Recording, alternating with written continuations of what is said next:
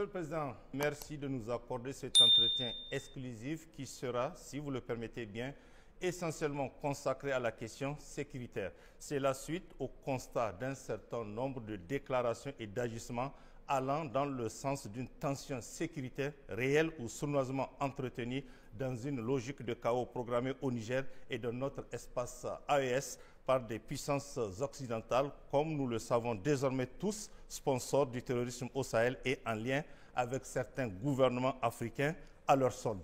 Monsieur le Président, j'ai envie de vous poser une question toute simple. Que se passe-t-il réellement sur le plan sécuritaire?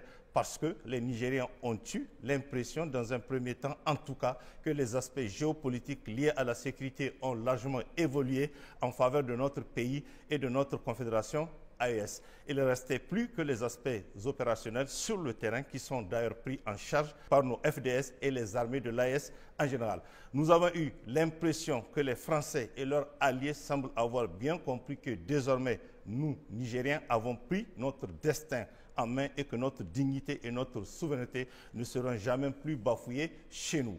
Qu'ils doivent par conséquent changer d'attitude et d'approche envers nous. Nous avons eu l'impression qu'ils semblent avoir bien compris qu'une guerre contre le grand peuple nigérien va se solder par un échec total. Par conséquent, ils ont bien intégré cette donne et que l'intervention militaire est loin derrière nous. Enfin, nous avons eu l'impression que la CEDEAO semble avoir bien intégré que la sortie des pays de la Confédération AES de leur communauté est un départ avec effet immédiat et qu'il est irréversible. Que se passe-t-il donc, Monsieur le Président, par rapport à toutes ces questions soulevées? Bonjour. Merci de l'opportunité, une fois de plus, à nous offerte pour nous adresser au peuple nigérien et de façon plus globale au peuple de la Confédération.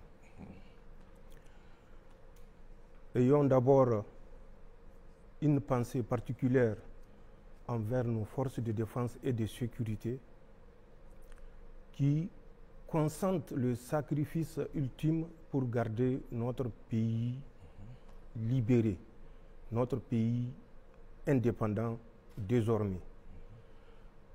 Soyons compatissants envers nos frères civils, victimes également du terrorisme, au même titre que nos forces de défense et de sécurité. Rendons grâce à Allah subhanahu wa ta'ala qui a su conserver le peuple nigérien et répandre sa rahama sur l'ensemble de notre pays. Vous l'avez dit, on a l'impression, on a le sentiment, c'est tout à fait juste. C'est juste puisque le Niger a osé pour la première fois, depuis le 26 juillet 2023, dire qu'il assume pleinement la sécurité de son territoire. Malheureusement, l'adversaire que nous avons en face, ce n'est pas le terrorisme, c'est surtout la France. La France, habituée à disposer de tout au Niger. La France, habituée à disposer des ressources humaines et naturelles au Niger à sa guise, à travers des accords que nous savons tous, les conditions dans lesquelles nos dirigeants passés étaient contraints de les signer. Mais l'Occident, malheureusement, continue à regarder le Niger et au-delà du Niger, l'Afrique entière sous le prisme de 1800 à 1960 pour certains, pour d'autres un peu plus tôt, 1958, 48. Ce prisme, c'est un prisme de mépris, de non-droit, où la puissance coloniale pense qu'elle a un droit de vie ou de mort sur le peuple colonisé. Le Niger a passé par plusieurs étapes, notamment avec la mission que nous appelons de reconnaissance en termes militaires, que les autres appellent naïvement des explorateurs, des ethnologues, de ceci, de cela. Et ça a commencé par Mango Park en 1805, qui traverse le Niger et qui va trouver la mort, si vous vous rappelez, à Boussa en février 1806. Après lui, c'est des Anglais, notamment un certain Denham et Clapperton, qui vont traverser notre territoire en 1822. On arrive en 1850 avec Henri Barth en 1850 qui va quitter Tripoli et arriver à Agadez précisément le 1er octobre. Il restera à Agadez jusqu'au 30 octobre avant de repartir. Après, ce sont d'autres missionnaires, notamment, vous vous rappelez, la fameuse place Monteuil. Oui. Mais avant Monteuil, il y avait Decker, il y avait Beau, il y avait un autre qu'on appelle Vergos, il y avait Touté, il y avait Hurst. Tous ceux-ci sont des envoyés précurseurs. Ils ont répertorié les peuples africains, ils ont répertorié nos coutumes et à travers ça, ils ont construit un cahier de route qui va servir de base à la colonisation de l'Afrique, en tout cas pour ce qui concerne le Niger, avec la tristement célèbre colonne Voulé-Chanoine en 1898 et qui fera entre Dogondoussi et Kouani, retenez bien, plus de 12 000 morts. Capitaine Paul Voulé et son médecin infirmier, je ne sais plus, Chanoine. Plus de 12 000 morts entre Dogondoussi et Kouani. Des femmes et des enfants pendus, courts, vivants, et pendus de sorte à rester en vie au moment où ils se faisaient dévorer par des hyènes. C'est ce que nous avons connu ici au Niger. Et c'est le prisme sous lequel la France a continué à nous considérer jusqu'au 25 juillet 2023. Je dis bien le 25 juillet parce que à partir du 26 juillet, les choses vont changer. Pour la France, avant le 26 juillet, aucun Nigérien n'a de droit.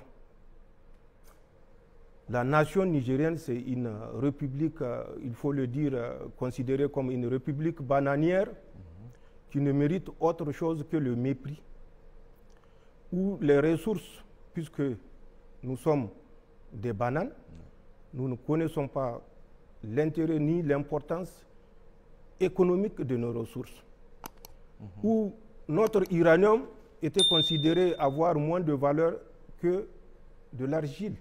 Vous vous rappelez l'argile, où notre uranium rapportait à notre PIB moins de devises que le violet de Galmi. C'est cette situation à laquelle nous avons dit stop qui a créé, je ne dirais pas le mot parce qu'aucun mot ne sera aussi fort pour qualifier la réaction de Macron et de ses sbires français et nigériens bien sûr, où on nous a prédit le ciel qui tombera sur notre tête, où on nous a prédit un pays qui va s'effondrer en moins de 2 semaines, où on nous a prédit un pays qui, s'il tient tout au plus, c'est 1 mois. Où on nous a prédit un pays qui ne peut survivre sans l'aide humanitaire, sans la bienveillance de la France. C'est ce que nous avons démenti et malheureusement, nous sommes au regret de constater que la logique suivie par la France est accompagnée par les autres pays de l'Union européenne qui ne prennent pas de distance pour analyser les faits et rétablir la justice. Mais nous sommes déterminés et c'est en ce sens que notre armée, nos forces de défense et de sécurité monteront en puissance pour prouver que notre sécurité est de notre responsabilité. Et cette responsabilité, c'est un devoir envers le peuple nigérien et nous l'assumerons en toute responsabilité. Voilà ce que je peux dire par rapport à cette première partie. La deuxième partie, effectivement, c'est toujours les événements du 26 juillet qui ont soulevé beaucoup de vagues, mais nous savons où partait notre pays. Et nous savons que si nous restons les bras croisés, notre pays n'existera plus.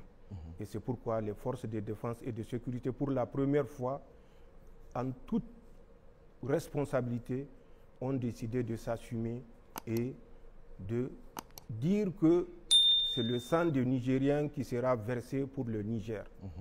Aucun Français, même un simple écoulement de la Rhine, n'a perdu sa vie pendant les 12 ou 13 ans qu'ils ont passés au Niger. Même un seul vélo de l'armée française n'a sauté sur un engin explosif improvisé. Mais comment saurait-il en être autrement, puisque c'est eux-mêmes qui les enterrent avec leur suppôt. Donc nous sommes conscients de ça et nous sommes conscients de nos responsabilités. Nous allons tout faire pour que nos forces de défense et de sécurité soient en mesure d'assumer cette responsabilité en toute dignité et en toute souveraineté. Monsieur le Président, vous avez évoqué la montée en puissance de nos FDS. Comment cela se traduit concrètement? Je viens de le dire, les forces de défense et de sécurité ont consenti d'énormes sacrifices. Il est de notre responsabilité face à la situation et face au génocide programmé par la France et ses acolytes, que nous prenions toutes les dispositions pour mettre nos forces de défense et de sécurité dans les meilleures conditions. Mais pour mettre ces forces dans les meilleures conditions, il faut en disposer. Et c'est pour ça, la première étape a consisté à mobiliser, recruter intensément dans les rangs des forces de défense et de sécurité. En un an d'existence, le Conseil national pour la sauvegarde de la patrie a recruté plus de 25 000 hommes, que ce soit au sein des FAN, Forces armées nigériennes, que ce soit au sein de la gendarmerie nationale, que ce soit au sein de la garde nationale, que ce soit au sein de la police nationale. Nous avons recruté plus de 25 000 hommes. Les 25 000 hommes levés, ou pour certains en voie de levée, notamment pour ce qui concerne la force de protection et de développement, il fallait mettre un minimum de moyens matériels à leur disposition. Et pour ce faire, ce que nous avons dépensé, c'est plus de 150 milliards de francs CFA pour équiper, d'une part, et payer les arriérés que nous avons trouvés sur du matériel que le régime déchu avait pris à crédit, je le dis et je le répète, et que nous sommes, par devoir et par continuité de la République, nous sommes amenés à effacer les ardoises. Et nous l'avons fait, mais sachez que ce n'est pas facile. Ce n'est pas du tout facile dans un pays où, tenez-vous bien, les simples Toyota sont interdites d'être vendus au Niger. Et ça, c'est la France, accompagnée par certaines puissances occidentales, qui ont demandé expressément de ne pas vendre au Niger une aiguille qui puisse tirer sur un terroriste. Et ce sont ces mêmes pays qui viennent nous parler de droit, de légitimité, de protection. Et tout ce tapage que vous voyez s'inscrit dans ce sens. Mais en plus de la levée et de l'acquisition du matériel, nous avons également mis l'accent sur la formation. Parce que nous savons que pour un soldat, l'entraînement épargne le sang. Et par rapport à ça, nous avons pris les dispositions pour que nos militaires, nos forces de défense et de sécurité bénéficient de la formation la plus pointue partout où c'est possible. Que ce soit à l'extérieur, auprès de nos partenaires stratégiques, que ce soit à l'intérieur, en faisant toujours appel, parfois même, aux certains partenaires stratégiques qui viennent nous former le personnel pour qu'il soit à la hauteur d'accomplir sa mission. Voilà ce que nous faisons, voilà ce que nous avons fait pour concrétiser la montée en puissance de nos forces de défense et de sécurité. D'accord. Monsieur le Président, il me semble que vous posez une nuance entre le terrorisme au Sahel d'avant et d'après la prise du pouvoir par le CNSP. Qu'en est-il réellement? Est-ce à dire qu'il y a un changement d'acteurs, de moyens et de stratégie des terroristes? Mais il n'y a pas que moi qui dis qu'il y a un changement. Tout Nigérien constate ce à quoi nous faisons face. Avant le 26 juillet, le terrorisme et les autorités nigériennes formaient une seule personne. Ce n'est pas moi qui l'ai dit. Vous êtes sur le territoire national, vous suivez les interventions des uns et des autres. Tout à fait. Et vous savez ce qui avait cours avant le 26 juillet 2023. Des terroristes, ce n'est pas moi qui l'ai dit.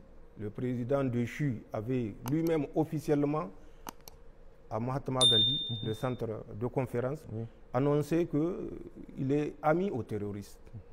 Il a reçu plusieurs fois des terroristes au palais présidentiel.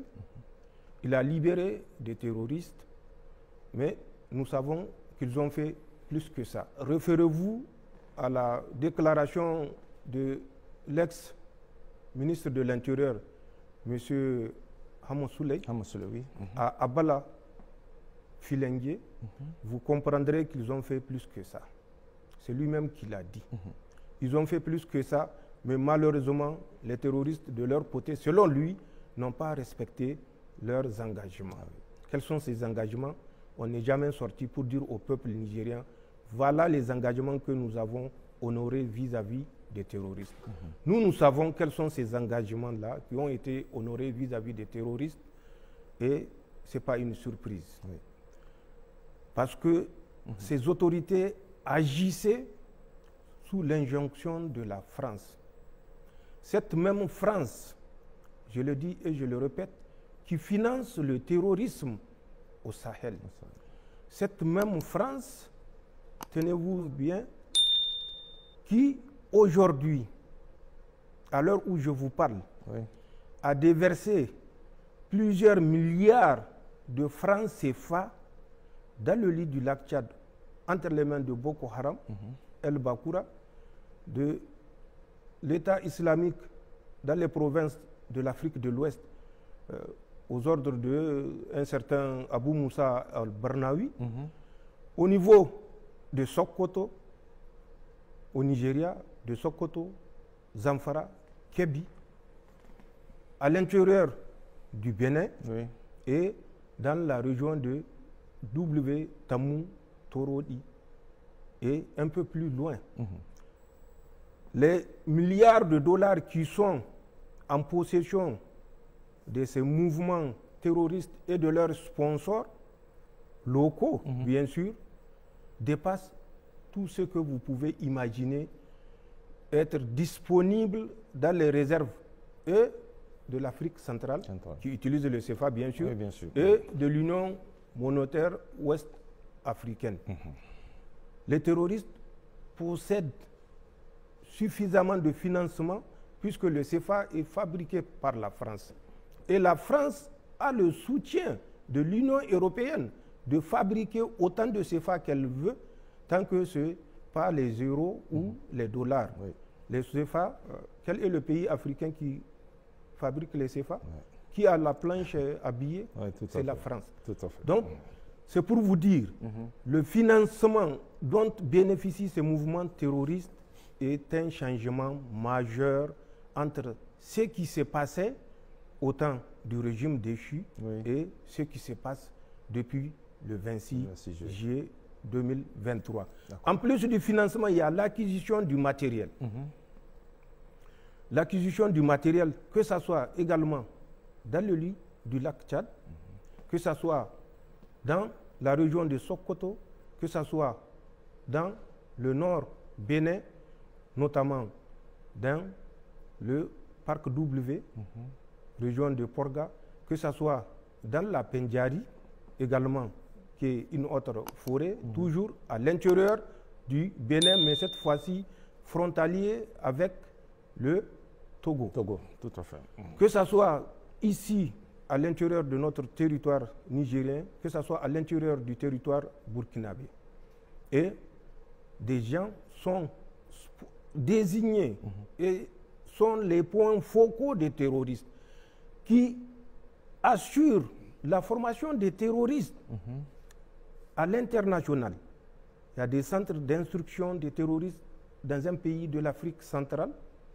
Il y a des centres d'instruction des terroristes au sein de W côté Bénin par les forces spéciales françaises qui sont à Porga. Vous marchez 315 degrés sur 2 km, tout au plus, vous tomberez sur leur position à partir de Porga, que ce soit dans le Pendjari. Les autorités du Nigeria sont au courant. Je vois toute une tempête dans un verre d'eau, mais il faut plutôt reconnaître nos erreurs et éviter de jouer au jeu de l'Autriche qui se cache la tête quand elle voit le danger, en oubliant que la tête n'est que le 1/100 de son corps. Tout à fait. Au Nigeria, je le dis pour que ça ne donne sujet à aucune interprétation possible, Ahmed Aboubakar Roufaï, qui était le responsable de leur DGDSE qu'ils ont appelé National Intelligence Agency, et qui a été remplacé récemment en août, était le point focal pour la formation, l'acquisition, le financement du terrorisme, l'acquisition du matériel. Au Bénin, le ministre de l'Intérieur, il n'a qu'à répondre à la question en fin septembre.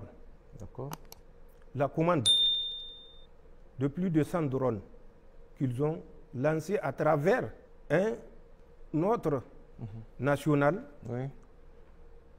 plus de 100 drones en Chine, les types DJI Matrix T-MAL, zoom 1200 à 1500 mètres, portée 15 à 30 km, selon le signal. Il n'a qu'à répondre où sont ces matériels, ce n'est pas au profit. Et c'est des matériels, des drones option militaire avec vision nocturne. Ce matériel a été distribué à des terroristes qui sont dans le Sokoto, le Zamfara, le Kébi, des terroristes qui sont dans le W, en collaboration avec les forces spéciales françaises, des terroristes qui sont dans notre zone du Gourma, et certainement au Burkina et plus loin au Mali, puisque nous avons suivi la répartition et ces individus n'ont qu'à répondre à leur peuple de la destination de ce matériel commandé que nous sommes prêts à prouver si besoin est. Mais je vous ai cité leur nom pour que personne ne pense que ce que nous disons, c'est juste pour nous dérober de nos responsabilités. Nous ne sommes pas habitués à nous dérober de nos responsabilités. Nous allons assumer nos responsabilités. Donc ces terroristes actuellement bénéficient de soutien matériel, soutien financier et soutien en formation de la part de la France, avec bien sûr la bienveillance des autres puissances occidentales. Parce qu'il suffit qu'ils disent à la France d'arrêter, je suis sûr que la France va arrêter.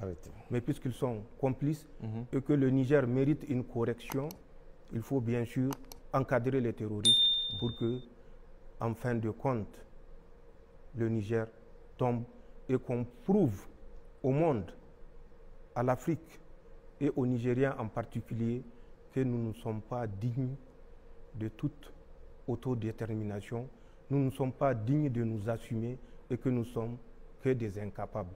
Mais Allah subhanahu wa ta'ala est avec le véridique et Inch'Allah, ils vont échouer. D'accord. Monsieur le Président, c'est quand même grave ce qui se passe, mais qu'en est-il dans les détails de cette stratégie de déstabilisation pour que les Nigériens et le monde entier comprennent de quoi il s'agit? La stratégie de déstabilisation, elle est simple. Elle consiste, dans un premier temps, comme je l'ai dit, à financer, à équiper, à entraîner et à positionner des mouvements terroristes le long de la frontière de la Confédération. Pas seulement du Niger, mais de la Confédération. Parce que l'objectif étant la dislocation de la Confédération. En ce sens, qu'est-ce qu'ils ont fait? Les Français, avec bien sûr l'accompagnement de l'Union européenne, qui reste, malgré l'évidence, accroché à la politique meurtrière et folle des autorités françaises, les Français ont positionné déjà le 25, je dis bien le 25, la nuit du 25 au 26 octobre 2023, du matériel dans le bassin du lac Tchad. Au moment où il s'est replié, où il s'est désengagé du Niger, en passant bien sûr par la voie terrestre qui nous liait avec la République sœur du Tchad. Oui. Ils ont pris contact avec les terroristes. Ils leur ont proposé, les terroristes de l'aile clan Bakura, avec Abou Oumaima, leur chef, et les terroristes de l'aile Iswap, avec Abou Moussa al-Barnawi comme leader. Ils leur ont proposé le financement, l'entraînement, l'équipement, à condition que ces mouvements acceptent d'aller en guerre contre la République du Niger, à condition que ces mouvements acceptent aux troupes françaises d'occuper le bassin du lac Tchad, certaines îles que nous connaissons, mais que nous tairons le nom pour des raisons évidentes. Ils ont fait cette proposition aux deux ailes de l'ancien Boko Haram de Youssouf Mohamed, si vous vous rappelez. Oui. Quand ils ont fait la proposition, la nuit du 25 au 26 octobre 2023, l'aile Bakura a été plus conciliante. L'aile Swap avait ouvertement dit qu'elle n'est pas prête d'aller avec les Français pour s'attaquer à quelques pays musulmans que ce soit. Leur combat, c'est pour l'islam, selon eux. Mais l'islam, on n'apprend pas au Niger l'islam. Bien sûr. 6e califat, l'islam était introduit au Niger. Pour vous dire, la stratégie utilisée par la France, ce n'est pas le premier contact. Ils ont continué et ont gardé la permanence des contacts avec ces mouvements terroristes. Ils sont partis pour créer le mouvement Lakurawa. Ce mouvement Lakurawa qui a fait couler beaucoup d'encre. Mais nous avons, et comme je l'ai dit, Dieu est avec le véridique. Bien sûr. Nous avons eu, à travers des opérations spéciales conduites, à interpeller des chefs terroristes qui nous ont déclaré tout ce que je viens de vous dire et que je vais vous dire. Les Français, en les abordant dans le lit du lac Tchad, avec des responsables nigérians, notamment celui dont j'ai parlé, Ahmed Aboubakar, l'ancien chef Roufaï, de l'agence NIA, les Français leur ont proposé d'ouvrir une base dans la région de Sokoto, une base qu'ils ont baptisée Gaba, dans un environnement boisées dans la région de Sokoto. C'est en mars 2024, mars de cette année. Oui, tout à fait, 2024. Ils leur ont proposé, une fois cette base ouverte, c'est de faire la jonction entre l'État islamique au Grand Sahara qui opère au Mali, la jonction avec les éléments terroristes de ISWAP qui sont dans le bassin du lac Tchad. Je dis bien ISWAP, pas Boko Haram, Bakura. Ensuite, il y a une aile terroriste qu'on appelle Ansarul. Quand nous avons eu cette information, nous avons pensé que le Nigeria était le Nigeria. Nous avons appelé Ahmed Aboubakar Rufai pour lui faire part de l'intention qui se dessine dans le sens de l'ouverture d'un front Lakurawa dans le Sokoto et dont la base sera composée de l'État islamique au Grand Sahara qui opère dans le nord Mali, de Ansarul qui opère à l'intérieur du Nigeria et de ISWAP. C'est une branche de l'État islamique, mais qu'ils appellent la Daoula des îles, et qui est sous les ordres, comme je l'ai dit, d'un certain Abou Moussa al-Barnawi, qui est le fils de Youssouf Mohamed. Son vrai nom, c'est Habib. Donc, avec les combattants de ces structures-là, voilà l'intention que la France a d'ouvrir un autre front. Nous l'avons fait parce que nous avions pensé que le Nigeria était sincèrement engagé dans la lutte antiterroriste. Nous avons permis aux agents nigériens de prendre contact avec les terroristes que nous avons arrêtés, les chefs terroristes des émirs. Ce n'est pas un, ce n'est pas deux, ce n'est pas trois, qui nous ont tous rapporté la même chose. Nous l'avons appelé, son équipe est venue, la DG2SE a mis à leur disposition les moyens roulants, les a pris en charge pendant près d'une semaine pour qu'ils mènent les investigations et découvrent. Malheureusement, nous regrettons de l'avoir fait puisque nous avons compris que ce débriefing a conduit certains émirs à se braquer parce que le message qui leur a été passé était un message de fourberie, de tromperie, de duplicité. La France ne s'est pas arrêtée à ça. La France a continué. Ensuite, dans les bassins du lac Tchad, qu'est-ce qu'ils ont fait? Après la rencontre du 25 au 26 octobre, ils sont revenus dans la nuit du 10 au 11 janvier pour débarquer un lot important de matériel, armement et autres au profit des terroristes El Bakura.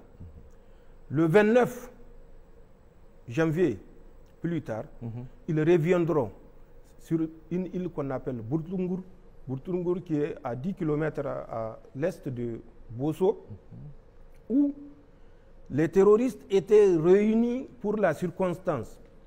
Toutes les armes jugées être vétustes par les Français ont été remplacées. Les armes individuelles AK-47, que ce soit les armes collectives et les équipements, notamment à travers la fourniture des mines. Tenez-vous bien, même des mines antipersonnelles, alors que l'usage est officiellement interdit et que la France est signataire de cette interdiction. Ils les ont dotés de ces armes-là. Ils les ont dotés des armes anti-chars, donc des mines.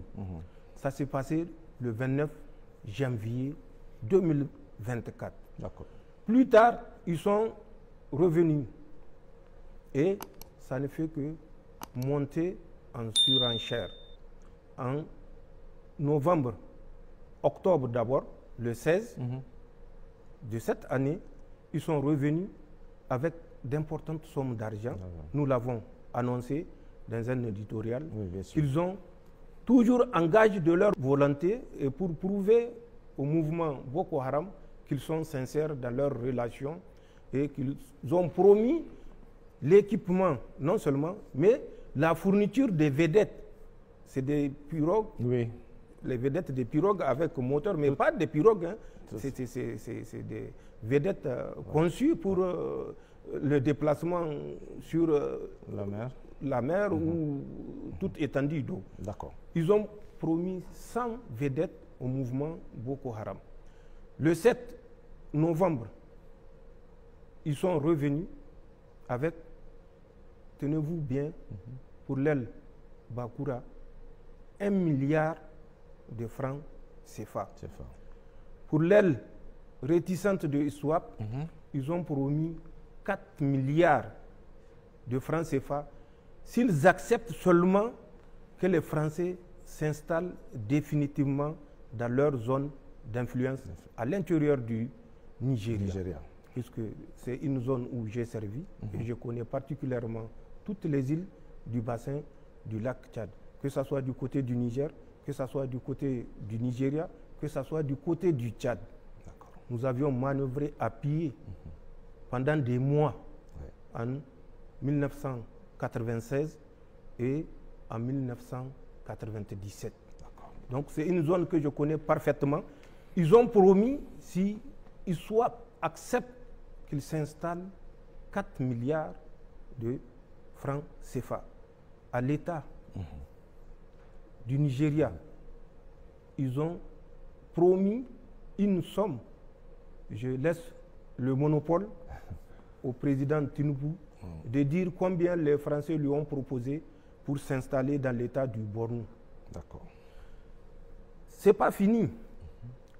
Les Français ont mobilisé les terroristes et quand ils étaient arrivés en décembre, le 7 décembre, voilà ce qui s'est passé. Ils ont décidé, toujours pour vous donner une idée et pour donner au peuple nigérien l'envergure du grand complot international qui est ourdi, ils ont demandé à Boko Haram de constituer une compagnie de 150 hommes qu'ils vont positionner dans le nord du Niger. La France s'occupe du paiement intégral du salaire des 150 combattants déployés par Boko Haram, qui seront rejoints par les mouvements, ça c'est les Français qui ont dit ça, qui seront rejoints par les mouvements de Riseboula. Ensuite, des mouvements rebelles qui sont dans le nord du Tchad. Et ils vont faire un front commun installé à l'intérieur du Niger, dans les chaînes du nord Niger, pour faire la guerre au Niger. Nous avons donc les combattants installés dans les chaînes du nord Niger. Nous avons les combattants installés dans le bassin du lac Tchad par la France. Nous avons les combattants Lakurawa. Nous savons comment ils ont été mis en place, je vous l'ai dit, installés dans la zone. Vous prenez de Sokoto jusqu'au Kébi, Gaba, Koyambana, Paouni, Sarma, Baraya, Tangaza, Haske 1, Haske 2. Tout ceci sont des positions, je n'ai pas cité l'intégralité, il y en a encore un chapelet de positions entre Sokoto, Zamfara et Kébi, notamment Kaïji, qui est une forêt également, où ils ont également des éléments Lakurawa, notamment les deux super camps. Je crois que, puisque nous avons dénoncé, le chantier a été arrêté, où les Français avaient l'intention à Gidankata et puis Gigani de construire deux super camps où ils vont stocker du matériel que les terroristes qui sont dans la forêt de Sarma seront chargés particulièrement de récupérer et acheminer une partie dans le nord Mali. Nous avons à l'intérieur du Bénin, c'est une ceinture, suivez bien la description que je suis en train de faire. D'accord. Dans le nord Bénin, nous avons Porga, nous l'avons dit, nous l'avons répété. Les forces spéciales présentement en Afrique sont dans 2 pays. Un pays ouest-africain et un deuxième pays ouest-africain qui est le Bénin. Donc 2 pays de l'Afrique de l'Ouest, ils se reconnaîtront. Mais le Bénin, lui déjà, je le dis et je le répète, il se reconnaît. Ils sont à Porga et dans la forêt particulièrement du W. Pour ceux qui ont l'utilisation des coordonnées, vous utilisez 11 degrés, 0,2 minutes, 49,63 secondes nord. Ensuite, vous utilisez 00 degrés, 59 minutes, 35 secondes 20 est. Vous marchez à l'azimut 315 degrés, à moins de 5 km, vous allez tomber sur une des 2 positions que nous connaissons des forces spéciales françaises. Que ceux qui doutent peuvent se mettre à l'exercice et essayer. S'ils ne savent pas positionner un point sur la carte, qu'ils s'approchent des militaires qui vont reporter ces coordonnées que j'ai données sur la carte et vous verrez bien que c'est l'aérodrome de Porga. Je l'ai dit, la distance même, la longueur de cet aérodrome-là dans un précédent entretien. Marcher à moins de 5 km sur l'azimut pour faire court et que les gens comprennent. Nord-ouest, vous tomberez sur la deuxième des positions que nous connaissons à l'intérieur du Bénin. Ces forces spéciales qui sont au Bénin sont chargées de l'encadrement, du financement et de la formation et équipement des mouvements terroristes, toujours tendant à ceinturer le Niger et les États de l'AES, la Confédération. Ils ont ouvert 2 centres d'instruction.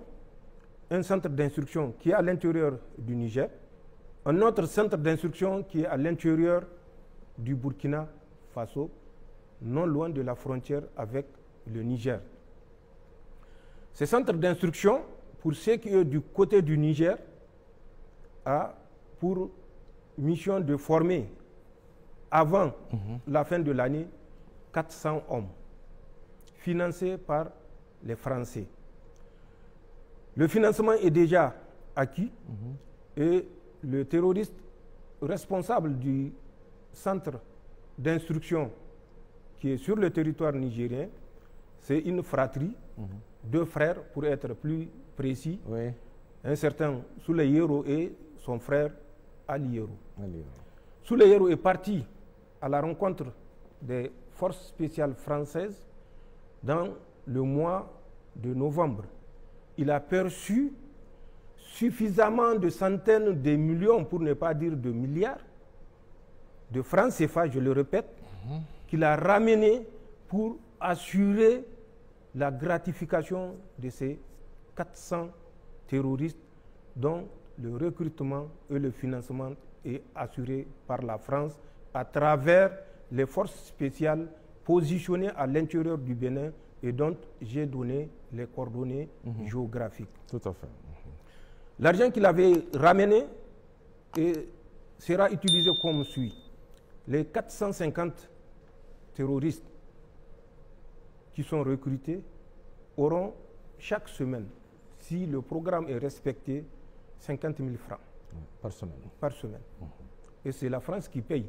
Et c'est le CFA qui paye. Ce n'est plus le CFA, c'est le CFRA. Communauté financière française. Puisque ça n'a rien d'Afrique. C'est la France qui paye et la France, ça ne lui coûte rien du tout de dépenser des CFA.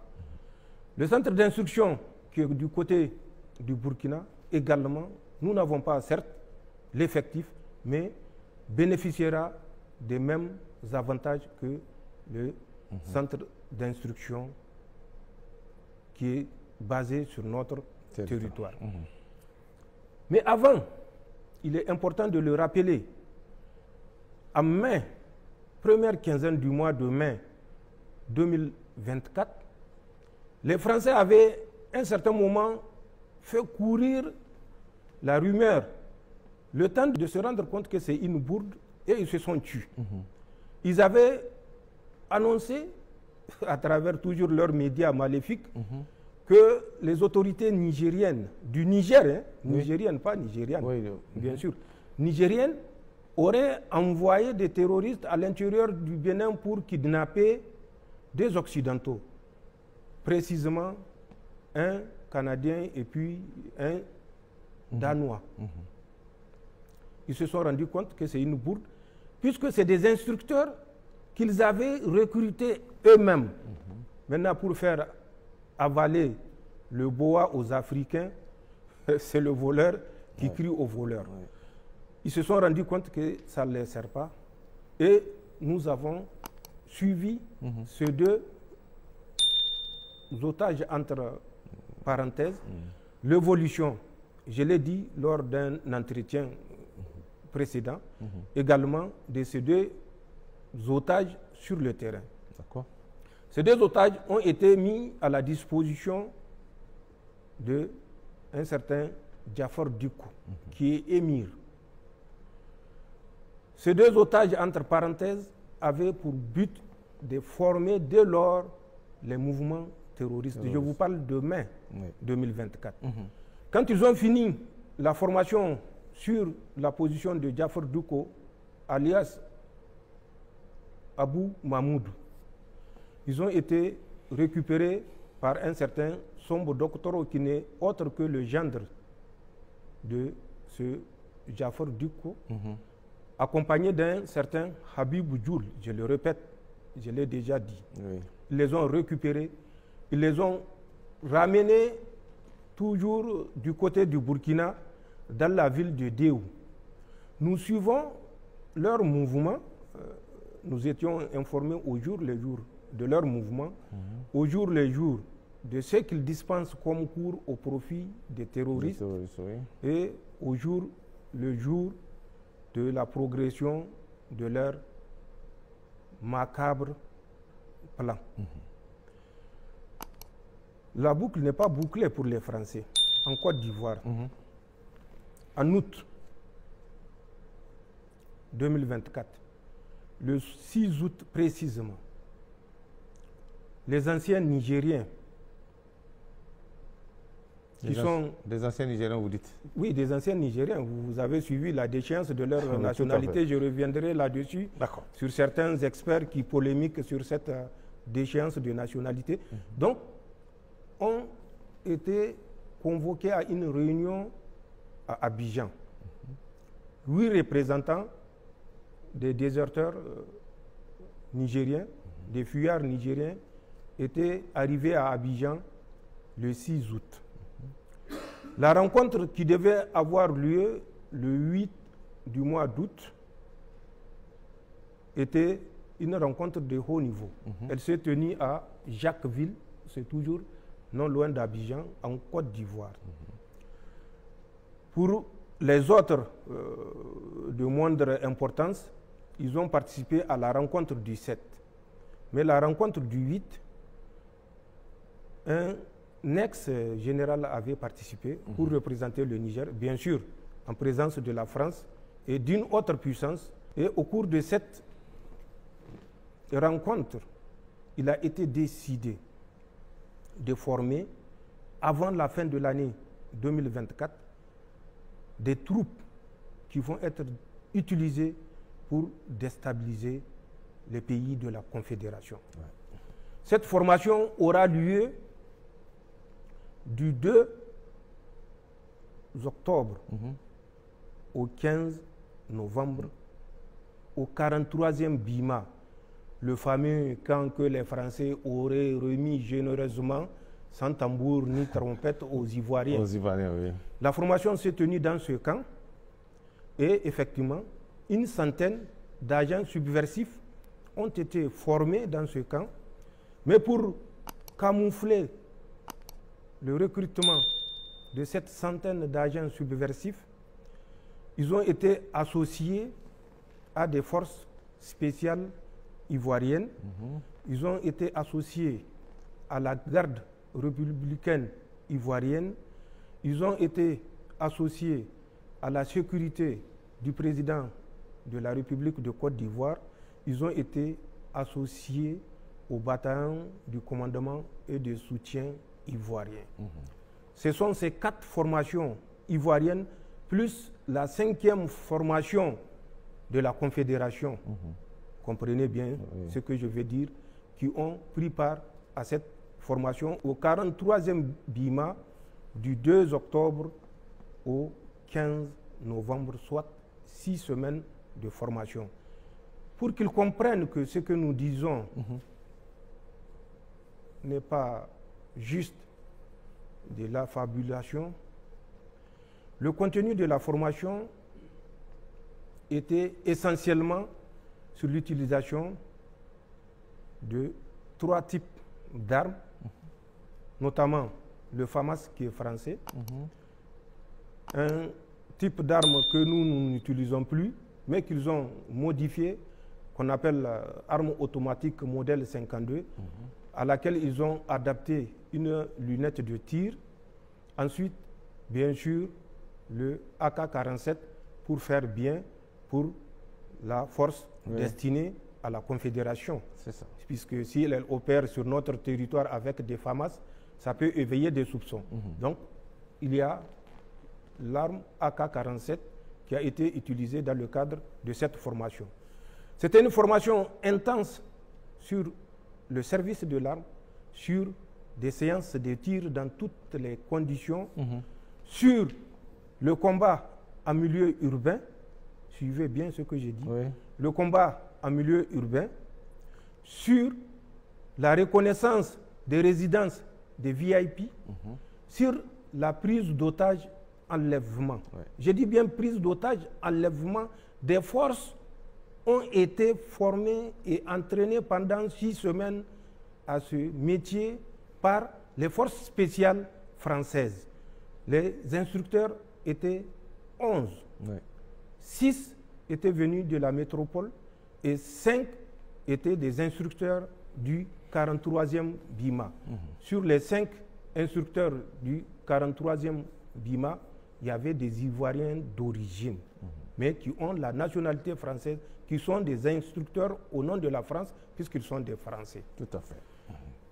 C'est la boucle de l'encerclement, non seulement du Niger, mais de la Confédération. Voilà ce que la France est en train de faire, malheureusement, et nous sommes au regret de le constater, avec l'accord, malgré les démentis hypocrites des chefs d'État africains, des responsables africains, tout simplement parce que pour eux, le sein versé dans la Confédération, s'il leur permet de faire un 2e ou un 3e mandat ou un 4e, n'est pas une perte. Tout à fait. Ce n'est que du profit. Imaginez le machiavélisme qui anime ces gens qui pensent œuvrer pour le bien de la CEDEAO. De quelle CEDEAO parle-t-on en réalité? Voilà le dispositif d'encerclement que la France a mis en place pour nuire au Niger. Je le répète, au nord Niger, le dimanche, une colonne a quitté Tinzaoten, 30 véhicules pour se diriger vers ce point. Mais nous les surveillons et nous allons en définitive découvrir quel est ce point où ils vont faire jonction. Dans le bassin du lac Tchad, où ils ont acquis l'autorisation de Boko Haram, El Bakura, où ils ont du matériel et du personnel. À date, les Français sont à plus de 500 dans le bassin du lac Tchad. J'ai dit bien dans le bassin du lac Tchad, pas à l'intérieur exclusif du territoire du Tchad, non, dans le bassin du lac Tchad, plus de 500. La seule difficulté pour eux, c'est ISWAP, je l'ai dit, qui n'est pas encore convaincu, mais lui-même, pour l'installation, il est d'accord, c'est pour prendre part aux actions offensives contre des pays musulmans qu'il n'est pas d'accord. Nous l'avons répété, Sokoto, ce qui se passe, de Sokoto jusqu'à Kébi, je vous ai cité quelques points. La liste est plus longue et ça, c'est au su et au vu des autorités du Nigeria, puisque je vous ai dit, nous avions à l'époque appelé Ahmed Aboubakar Roufaï pour lui notifier. Il a fait semblant de prendre note, mais nous avons découvert les raisons exactes pour lesquelles il a fait semblant. Nous vous avons dit ce qui se passe au Bénin, dans le nord Bénin, ce que les gens ignorent. Le nord Bénin ou le Bénin, de façon globale, c'est le Niger. Oui, bien sûr. Nous connaissons notre histoire. Le dandy, vous me permettrez de faire cette extrapolation. D'accord, monsieur le Président. Le dandy, le grand dandy, englobait ce qui est devenu plus tard le Bénin. Avant l'arrivée de Daoud et Al-Haji Hanga qui venaient de Gao, c'est les descendants des derniers Askia, notamment l'Askia Soumaïla. Ils étaient arrivés dans le dandy, bien sûr, bien avant leur arrivée, il y avait un roi dans le dandy. C'est Dakou, dont la fille Tassa va marier Al-Haji Hanga en 1700. C'est de ce mariage-là qu'une lignée va naître. Lignée qui va prendre, si vous voulez, le pouvoir. Et le premier, après Al-Haji Hanga, c'est son frère Daoud, avec lequel ils étaient venus de Gao. En 1761, c'est leur fils, le fils de Al-Haji Hanga, un certain Samsou Beri, qui va prendre le pouvoir. Mais à l'époque, leur capitale était à Gabou. Ce n'est pas Gaïa. Gaïa, c'est lui qui va venir à Gaïa, c'est Samsou Beri. Il va quitter Gabou, où était déjà roi son oncle. C'est son oncle qui était le roi. Il va quitter et il s'installe à Gaïa. À partir de Gaïa, Samsou Beri va régner jusqu'à 1779. Je dis bien 1779. De 1761 à 1779, c'est Samsou Beri qui était le roi du dandy. Mais avec comme capitale Gaïa, puisque son oncle, Dizi, il s'appelle, avait finalement abdiqué au profit de son neveu Samsou Beri. Samsou Beri préparait une opération pour repartir, prendre la revanche, parce que pour lui, ses arrière-grands-pères ont été expulsés de Gao. Il était dans les préparatifs, puisque c'est quelqu'un quand même qui a guerroyé et qui a rétabli la grandeur du dandy. Il était dans les préparatifs d'une guerre contre le Gao quand il décéda. Il sera remplacé par un certain Hargani. Hargani va prendre le pouvoir, succéder à Samsou Beri de 1779 à 1793. Il sera renversé par son neveu qui s'appelle Fodi Maïrounfa. Fodi Maïrounfa renverse son oncle Hargani en 1793. Une guerre civile va s'en suivre de 93 à 98. Guerre au cours de laquelle, malheureusement, Hargani sera tué. Et quand Hargani sera tué, sa famille va traverser le fleuve et s'installer à Karimama pour former la deuxième royauté à Karimama, mais qui reconnaît quand même la souveraineté de Gaïa. Cette famille va former l'aile. Plus tard, Fodi Maïroumfa aura des difficultés avec un de ses oncles, Samsou Kaina, également, qui va rentrer en conflit avec Fodi Maïroumfa, et suite à la confrontation inévitable, les descendants de Samsou Kaina vont dans un premier temps rejoindre la famille de Hargani à Karimama avant que la localité de Madekali, 20 km de l'autre côté, à l'intérieur du territoire béninois. Et c'est là où sera la troisième lignée, et le Dandi sera réparti en 3 principautés, mais dont la souveraineté est du Dandi côté Gaïa. Donc la famille de Samsou Beri, à travers son fils Fodi Maïroumfa, qui va décéder en 1805, restera à Gaïa. La famille de Hargani, qui a traversé et s'installé à Karimama, va régner à Karimama, et la famille de Samsou Kaina, qui a, à partir de Karimama, continué sur Madekali, va régner à Madekali. D'accord. Et c'est ce qui s'est passé, et c'est l'histoire. Mais avant ça, vous avez connaissance de 1505 avec Askia Mohamed, le Bariba et tout le reste du Bénin. Nous sommes frères. Nous connaissons l'histoire, donc nous ne disons rien pour nuire à qui que ce soit, mais nous ne pouvons être responsables devant l'histoire également par excès de gentillesse, par excès de compréhension, être à la base de la dislocation, complice de notre pays, encore moins de notre confédération.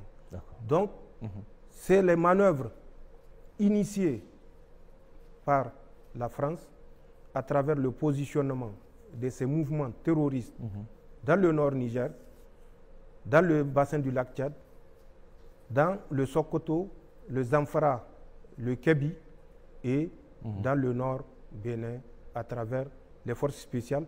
Et puis cette dernière formation dont je vous ai parlé et qui a eu lieu du 2 octobre au 15 novembre au 43e BIMA, et dont l'aboutissement a été la formation une centaine d'hommes au profit de la Confédération, et qui vont s'occuper de la Confédération au moment opportun. Et c'est ça l'objectif du 15 décembre qui n'a pas été atteint. Et vous comprendrez bien quel est le motif à la rencontre du 15 de ce mois. Nous sommes en décembre. La prorogation des 6 mois. 6 mois que la CEDEAO. L'objectif n'a pas été atteint. La mobilisation n'a pas été totale, mais elle a été accélérée à travers ce que je venais de vous dire, le mouvement d'une colonne ayant quitté Tinzawatan à bord de 30 véhicules et qui doit faire jonction avec les 150 Boko Haram soutenus et financés par la France. Chaque faction du lit du lac Tchad, Swap et Bakura, auront généreusement 500 millions par mois, par mouvement, en dehors des petites gratifications de 4 milliards pour Swap et de 1 milliard 150 millions, je crois, pour Boko Haram en 2 tranches. D'accord. Monsieur le Président, vous avez parlé de la présence des forces françaises tout au long de nos frontières. Or, nous avons pensé qu'après le départ du Niger, les forces françaises sont rentrées chez elles en France. Nous avons même cru que le gouvernement français a tiré les leçons de la présence non désirée de son armée en Afrique, et c'est peut-être ce qui explique le départ annoncé des militaires français du Tchad et du Sénégal. Mais finalement, qu'en est-il, Monsieur le Président? En fait, notre problème, et quand je dis notre problème, c'est le problème de tous les Africains, c'est que nous croyons facilement à ce que le maître colon nous raconte. Nous croyons facilement. Hein? Nous croyons facilement au baratin des colons français. La France, il faut suivre l'évolution de la France. C'est cette même France qui est venue par les armes vous soumettre. J'ai parlé de 12 000 morts entre Dogondouchi et Kony. Dogondouchi et Kony. Jusqu'à la confrontation qui a conduit à l'assassinat du colonel Club. Donc il faut que nous cessions, quand la France sort pour communiquer, il faut que nous cessions nous-mêmes de reprendre ça pour faire de ça une parole de vérité. Les Français n'ont pas quitté l'Afrique, les Français n'ont pas l'intention de quitter l'Afrique. Tout ce qu'ils disent ou tout ce qu'ils font semblant de faire n'est que de la poudre aux yeux. Je vais vous expliquer. Et rappeler, puisque je l'ai déjà abordé là également, en août, le 2 août, lors de notre avant-dernier entretien. Tout à fait. Mais malheureusement, comme je l'ai dit, nous oublions vite. En juin 2024, quand la France a constaté, après le Mali, après le Burkina Faso, après le Niger, la pression est mise sur les forces françaises partout sur le reste des autres pays, notamment au Tchad et au Sénégal, particulièrement. Je l'ai dit, Macron avait chargé son conseiller Afrique, Jean-Marie Bockel, d'une mission. En quoi consistait cette mission? Elle consistait à trouver l'alchimie de rendre invisibles les Français ou les forces françaises présentes sur les territoires ou certains territoires des pays africains. Jean-Marie Bockel, au reçu de cette mission, avait désigné 2 officiers supérieurs, notamment un certain David Pawlowski, vous m'excusez de la prononciation. Oui, tout à fait. David Pawlowski était le commandant du 68e régiment d'artillerie Afrique. Le nom de ce régiment-là, c'est Artillerie Afrique. 68e régiment. Il avait assuré le commandement de 2019 à 2022. Il a servi au Mali, dans le cadre de la fameuse mission française au Mali. Le deuxième était un lieutenant-colonel, lui, Pawlowski étant colonel. Le deuxième est un lieutenant-colonel, autant pour moi, du nom de Paul Menon Bertheux. Paul Menon Bertheux était le commandant du centre d'instruction des équipages de transport de l'armée de l'air française. Il fut également l'aide de camp de l'ancien Premier ministre, Édouard Philippe. Ces 2 officiers ont été désignés pour réfléchir et trouver la formule qui permettra de dérober de la vue des Africains la présence des forces françaises.